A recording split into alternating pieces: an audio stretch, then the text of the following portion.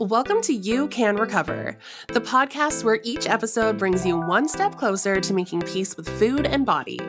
I'm your host, Andrea Wells, and I know firsthand what it's like to live with and recover from an eating disorder.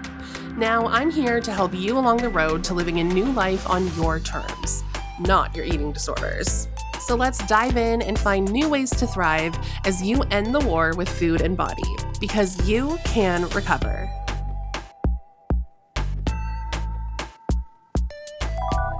Hello, and welcome to the very first episode of You Can Recover. I am so excited to be doing this new podcast series, and I want to start it off by giving you the ultimate guide to eating disorder recovery resources. Because I remember when I first started recovery, I felt totally lost, first of all, about how to even find recovery resources. And then once I did discover some, it was almost overwhelming because there's many different options out there, and you can easily find yourself wondering, what are the right resources to use? What are the wrong ones? So this episode can help, first of all, make you aware of what your options are, and then help bring some clarity on exactly what resources you might want to try for your eating disorder recovery. But first, allow me to quickly introduce myself. Hi, I'm Andrea, and if this is our first time meeting, nice to meet you. Or if we've met before, good to see you again. This is not my first recovery podcasting rodeo, so to speak. I've previously hosted Recover Strong on the Recovery Warriors podcast network. So whether we're meeting for the first time or meeting again, thanks for joining me. I am really looking forward to getting to know each other more as You Can Recover progresses. And I've got so much more recovery content and expert wisdom to share with you in upcoming episodes. But today, let's focus on giving you the ultimate guide to eating disorder recovery resources.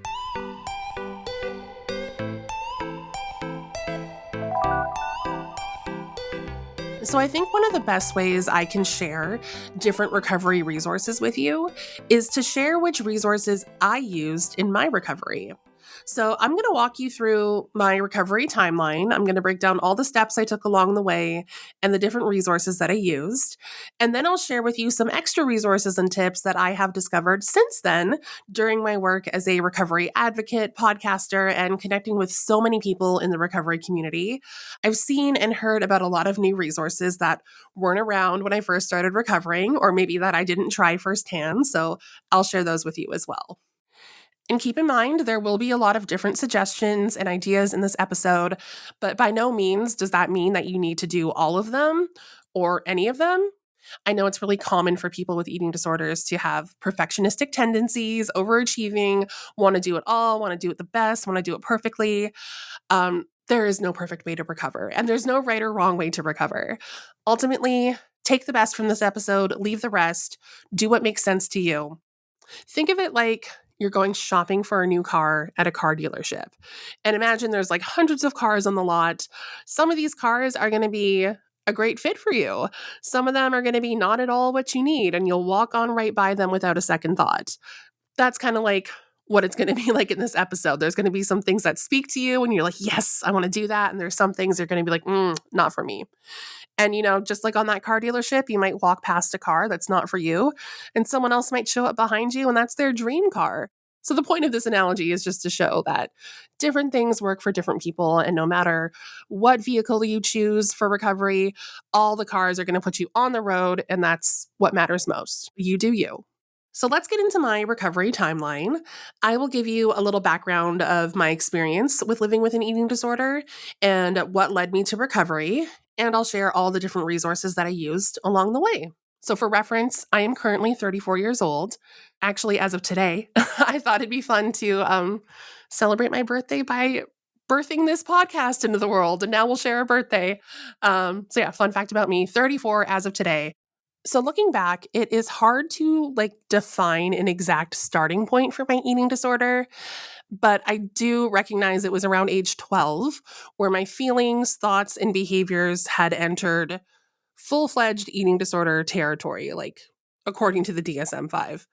So from ages 12 to 16, my eating disorder really it ruled my life. I struggled intensely and I would cycle through periods of restriction, binging and purging, and these destructive behaviors put me in the hospital more than once, and my worth was wrapped up into my body size, my weight, my appearance. And I carried like an immense amount of shame and self-hatred about not just my body, but who I was as a person. So I put my body and my mind through a lot from that period of 14 years, ages 12 to 26, of really, really being in the throes of an eating disorder. And whew, it's heavy to look back on. Those were certainly some difficult times. And if you relate to any of what I just described, first of all, I just want to offer some compassion because I know it's incredibly hard to live like that, just hating yourself and your body all the damn time and so stressed and concerned about food. It sucks. And I also want to offer some hope that it can get better.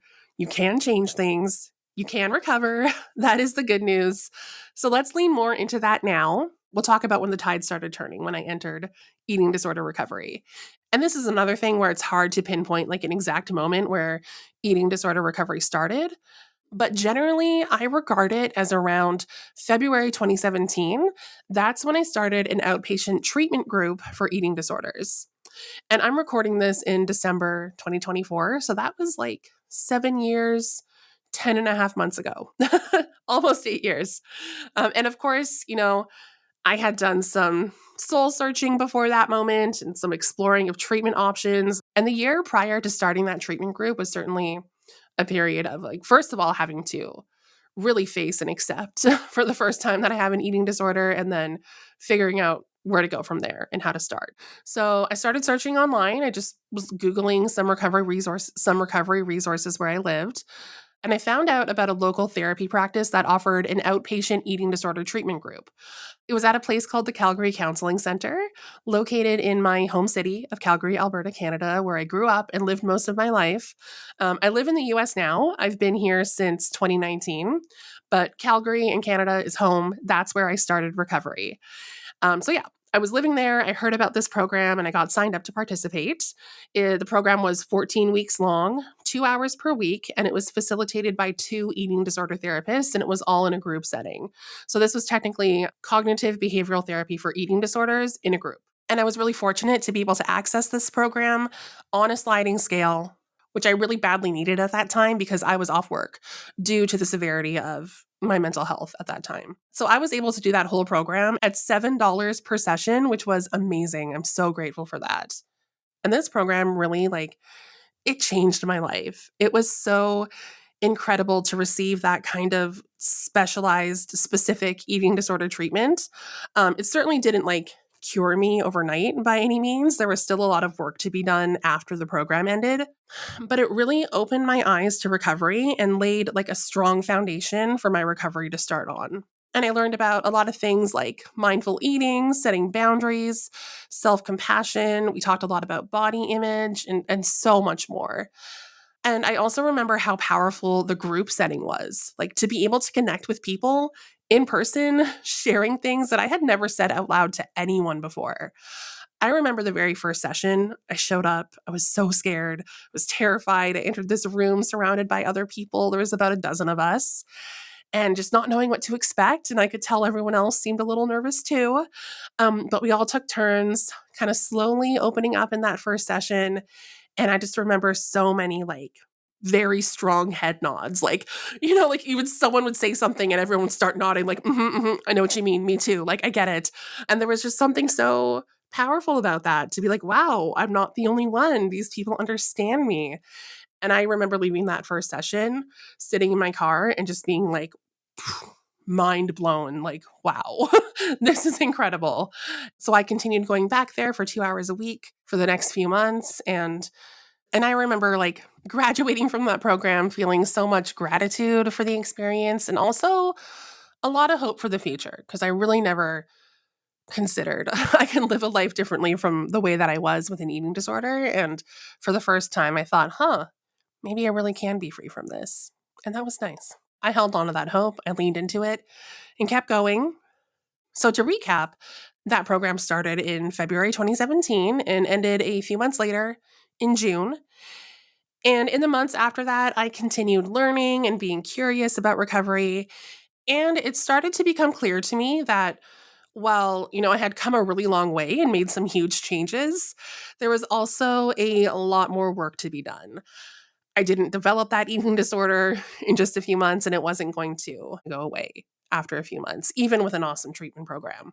So I sought out some more resources. Around the fall of 2017, I found something called the Eating Disorder Support Network of Alberta. And they were an organization that offered like support groups for people in recovery. And I started attending some of those groups. And once again, this was like a sliding scale thing, and I was able to actually attend the groups at no cost.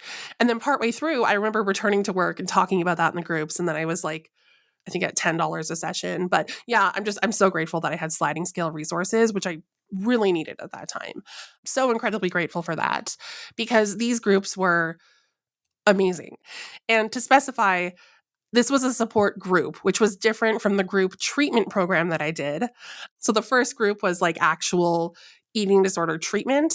And then I went into support groups, which was more like less structured, wasn't technically treatment, but it was still incredibly valuable and like a key part of my recovery. Because once again, I got to connect with people who got it. And I think the most helpful thing was that I got to learn from other people and hear about all the different resources that they were using and how they were pursuing recovery. So anytime I was in one of those support groups and I heard about like a book that someone read, a person someone started following, or an idea that they had, I would write it down. I'd go home and check it out. And I learned so many different things that you could do. I tried so many of them. I wanted to put like as many rods as I could into that recovery fire, and not like in an unhelpful, overachieving way, but more like a motivated and hopeful way. I was just so tired of suffering. And I was just really willing to keep doing everything that I could to keep getting better. And some key resources that stick out to me from that time were a couple books. The first one being a book called Intuitive Eating, which you've likely heard of before. And if you haven't, you'll hear about it a lot because it's like the eating disorder recovery Bible. Like it's probably the most recommended resource book and ideology in the recovery world. So reading that book and learning more about intuitive eating and practicing intuitive eating was very important to my recovery. And another book that I learned about in those groups that I really embraced was the 8 Keys to Eating Disorder Recovery workbook. So to specify, there's a book called The 8 Keys to Eating Disorder Recovery, which is also a very popular book from Carolyn Costin. And then there's the workbook version. So I never actually read the actual book, but I loved the workbook. I did almost every single worksheet inside of it. And I just really loved worksheets and workbooks at that time in my recovery. There was something about like the organization of the worksheets and getting my thoughts out onto the paper. It just made a lot of sense to me and really helped me find like some structured perspective shifts that these worksheets offered.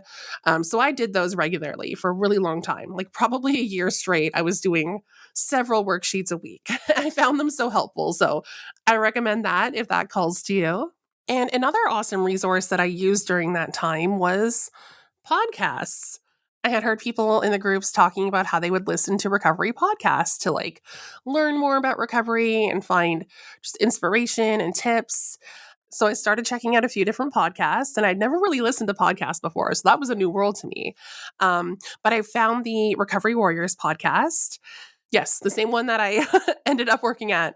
I started listening to Recovery Warriors in 2018, and it brought similar support in that I got to hear like other humans talking about things that are validating to hear. And something that was a little different about these podcasts was that, like, for example, in a support group, yes, I'm learning a lot. I'm getting validation. I'm hearing from other people in recovery, but we're all kind of like in the midst of recovery. I got to hear interviews from people who had really come out on the other side of recovery, depending on your phrasing, but they were much further along. So hearing actual like real life people share these stories was just so powerful to me and gave me even more hope. Like I'll always remember this moment. I was riding the bus to work, listening to the podcast, and I heard someone say, I can't remember her name, but she was Australian. I remember her accent. And she was like, food is just food to me now. Like, it's not a big deal. And I was just stunned by that. I'll never forget that moment and just imagining, like, wait, like, someone who had an eating disorder is sitting here saying that food's not a big deal anymore? Like, that's possible? That can happen? And it just gave me so much more hope for a future where that could maybe be me. Maybe I could feel like that one day. Um, I do feel that way now. There was a happy ending. It did come full circle. It's real, because I doubted it a lot too. I was like, there's no way people can just make peace with food. That doesn't happen, right? But it does. And podcasts gave me so much hope for that. So loved podcasts. They were and still are a great resource for recovery. And another thing I heard about in my support groups was the idea of curating your social media feed to like be supportive of eating disorder recovery rather than the opposite, because usually social media is the opposite. But I learned that like you can just, it's okay to just go and unfollow someone or mute them if you don't want to make it awkward. But you can curate your feed so you don't see stuff that you find triggering. And not only that, but you can follow like pro recovery resources instead. So that was really helpful because, like most of us, I am known to mindlessly scroll social media. So to this day, I still follow so many of these like recovery accounts, and just to be able to like have these like little glimpses of recovery content in the midst of your mindless doom scrolling, like it adds up to a lot. I've learned so much just from doing that alone, and it just really helps to like create like your own inner safe recovery world on social media. Like I follow a lot of different accounts that are like focused on like body image healing, body liberation, intuitive eating, making peace with food, fat positivity. And there's a lot of like professionals, like not only just advocates, but there's tons of professionals on there. Like there's so many eating disorder dietitians, treatment centers on social media, therapists, psychologists. There's a lot of expert content out there too that you can add to your feed. And it's just, yeah, highly recommend. So from the period of like late 2017 to late 2018, that was like my recovery era of support groups and self-help and really leaning into community. And after that, I did have like a small therapy stint, like one-on-one therapy with an eating disorder therapist in late 2018, just to do some more work around body image, especially because that was one of the hardest things to overcome, even though at that point I had really mostly moved beyond engaging in eating disorder behaviors. The feelings around body still had a lot of work to go. So I focused on that in therapy. And then after that, since early 2019, I would say that my eating disorder recovery has been largely maintenance. I mean, there's still certainly constant growing and learning. I'm maintaining my recovery and also continuing to deepen it as well. That's ongoing. And there's certainly been some bumps in the road along the way, but they don't throw me off course anymore. So yeah, my recovery just keeps going strong. I think something that has also helped like further cement things in recent years was when I started working with recovery warriors back in 2022. Because getting to like create content to help people in recovery helped my own recovery. It really did. It just helped to deepen it, and connecting with so many professionals. I learned so much from them. It definitely just helped my passion for recovery burn even stronger and help me feel even more steadfast in my beliefs and my healing. So, and helping other people, got to help myself a bit too. So yeah, that pretty much brings us to today. I did part ways with Recovery Warriors this past summer of 2024. It was an amicable split. Don't worry, life was just pulling me and the CEO in different directions. And we're both getting to lean into that now. So I'm here with this new podcast. And I really hope that sharing my recovery journey so far has helped to give you some clarity and some ideas on what might work for you. And most importantly, I hope that it gives you hope that recovery is possible. Because I know sometimes when you are in the midst of it, when there's more difficult days than there are good days, it could just feel like recovery might never happen. But it can, it will. Believe it. You can recover. So, to finish off this guide, I will share with you some other resources and methods that I didn't necessarily do myself, because again, different strokes for different folks, but also because some of these things didn't even come along until I was later in recovery. But I've learned and heard about so many different things in the years, so I'll share with you some other resources. So, of course, when it comes to formal treatment, there are many options. I did that outpatient treatment group. There's, of course, inpatient treatment centers. Something that's become pretty big in recent years is virtual treatment centers. I've had the pleasure of doing work with Equip.health is their website. They do virtual treatment for adults and adolescents, and they work with insurance. There's another one called Within. That sounds cool to me. Like I never had the opportunity to do that when I started recovery, but I feel like if I had that option at the time, I totally would have explored virtual treatment centers. And these people have like a whole team that they provide for you virtually. There's like your therapist, there's a dietitian, there's a doctor, there's peer support. There's so many professionals that can help you virtually from home, which is amazing. And of course, for higher levels of care, inpatient treatment centers are a great option too, if that's something that you have access to. Another thing that I heard a lot of people talk about, both when I was earlier in recovery and in recent years since then, was DBT, dialectical behavioral therapy. That is a treatment that a lot of people have shared that they found to be super helpful for managing like emotions and their relationship with food and body. So that's another thing that you can look into. Another big one is trauma therapy. I have done trauma therapy just because eating disorders and trauma are so common and they can be so frequently intertwined that it can be really helpful too. If that is a part of your story, to really start healing and getting specialized treatment and therapy for trauma as well, that can really help to bring your eating disorder recovery even further. And another treatment resource is medications. I was always afraid of medications, like mental health medications, so I never did them. I'm taking them now actually because I have OCD as well. That's another part of my story. You'll hear me mention that. So I've actually been taking medication to help OCD, and it's been helpful.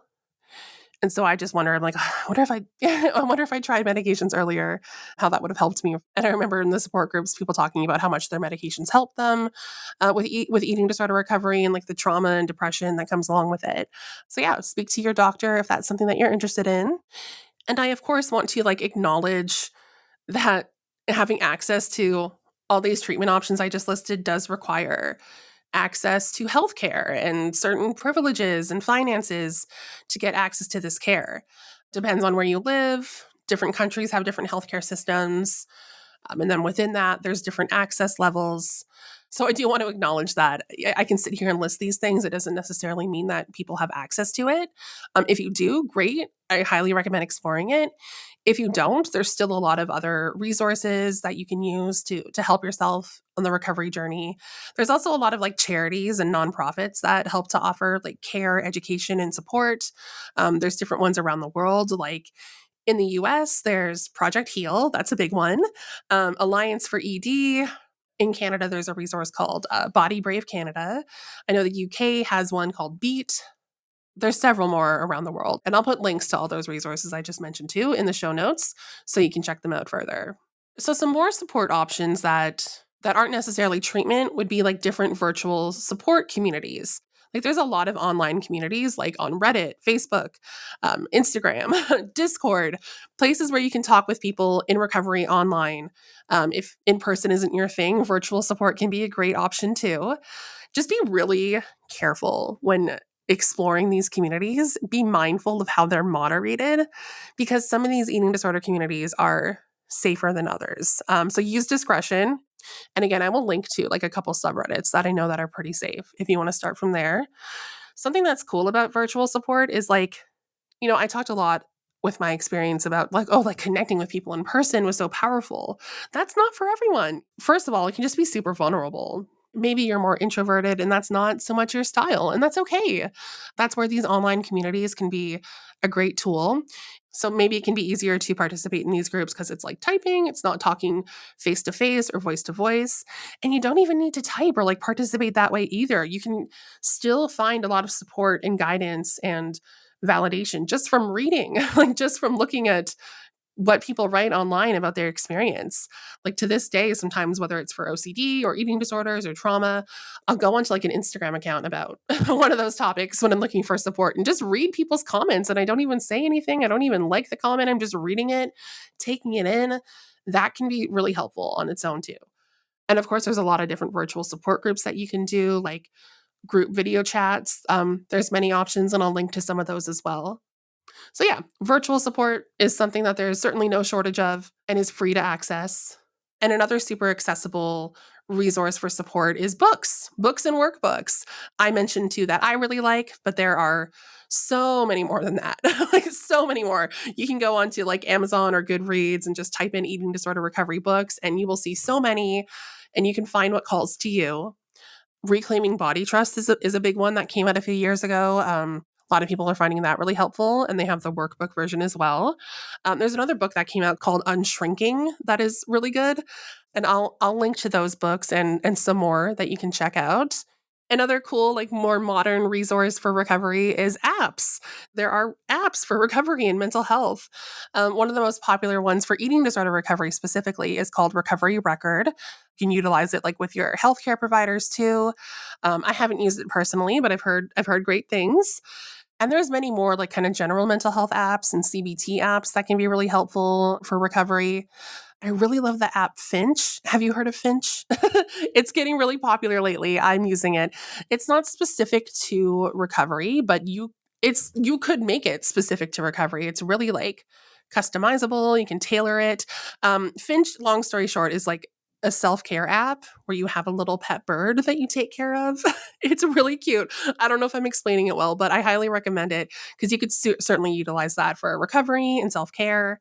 And there's many other mental health apps out there. Oh, and I want to make sure we also talk about registered dietitians because those are another wonderful resource.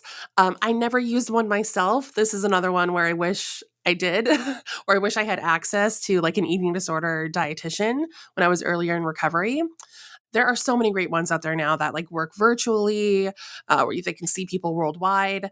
And I've met many people where their registered dietitian was like a key part of their recovery. Like one of the key providers was their registered dietitian, and highly recommend one that is well versed in eating disorder recovery and progressive helpful practices, because unfortunately there are some dietitians that, promote weight loss, which is not helpful for recovery. But there's many great ones out there. Off the top of my head, I love Sam Previtt, Find Food Freedom on Instagram and TikTok. She has a whole practice with like 13 registered dietitians. They take insurance. Another one is Aaron Flores. He specializes in, helping men in recovery. He works with all genders, but he also really speaks to like the male experience, and he's super cool. There's a lot of wonderful dietitians out there. So I'll link you to some and share those as well. And my last resource that I'll share is good old Google or Bing or whatever your search engine of choice is. That was honestly one of my biggest tools, just going on there and searching for like eating disorder treatment near me. Got me to that first treatment group that I participated in. Or just searching eating disorder support, eating disorder subreddit, eating disorder books, anything that you want to explore. Google is a great starting point. Don't underestimate the power of a search engine. It can be so helpful in recovery. Oh, and of course, another huge resource is like individual one-on-one eating disorder therapy. I mentioned that I did that, but I don't feel like I got into that more. But yeah, eating disorder therapists that are like specialized in eating disorders, that can be super helpful. And yeah, you can just search for eating disorder therapist, and I'll link to some as well. I'll link to some websites of some therapists that I know that are pretty good. And again, just another word of caution when you do go looking on Google or looking for therapists online, just keep a keen eye because unfortunately there are many resources and providers out there that like they say that they're eating disorder recovery resources, but they promote things that are actually harmful to recovery. Like they promote weight loss, they can hold anti-fat biases. So if you see any resource or person or professional or account that says it's helping with food and body, but also implies or outright promotes that people in recovery should be trying to lose weight, steer clear of that. Modern research and health practices and providers know that this is harmful for people in recovery to pursue weight loss, no matter what your body size is. Even if you're fat, you don't need to lose weight in recovery or ever, but that's a different conversation for a different day. And we will have that conversation. My point is just keep in mind that not every resource or community is exactly safe, but I will list a bunch of resources in the episode notes that I know are safe and can hopefully help point you in a helpful direction. So thanks for listening to this guide. I hope that these resources are helpful to you. And let me know if I missed anything. Let me know if you know of any resources that I didn't share today that I could share in another episode to help somebody else. I'd love to hear about it. Get in touch with me on Instagram at youcanrecoverpod or send me an email, youcanrecoverpod@gmail.com. I would love to hear from you. Thanks for listening in to this episode of You Can Recover. Remember, recovery takes time, and you're one step closer after listening today. If you enjoyed this episode, please subscribe and share with someone else in your life who is working to make peace with food and body. Until next time, be kind to yourself and remember, you can recover.